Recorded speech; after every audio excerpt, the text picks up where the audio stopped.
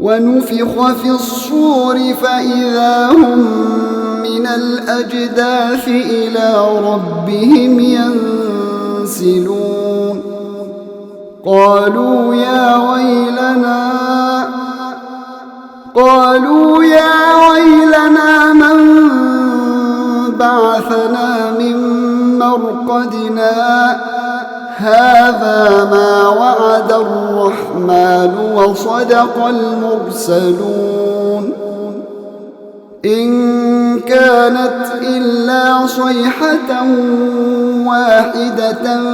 فإذا هم جميع لدينا محضرون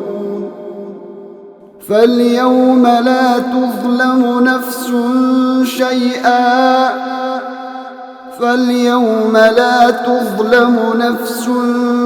شيئا ولا تجزون إلا ما كنتم تعملون إن أصحاب الجنة اليوم في شغل فاكهون هم وأزواجهم في ظلال على الأرائك متكئون لهم فيها فاكهة ولهم ما يدعون سلام قولا من رب رحيم وامتازوا اليوم أيها المجرمون ألم أعهد إليكم يا بني آدم ألا تعبدوا الشيطان إنه لكم عدو مبين وأن اعبدوني هذا صراط مستقيم ولقد أضل منكم جبلا كثيرا أفلم تكونوا تعقلون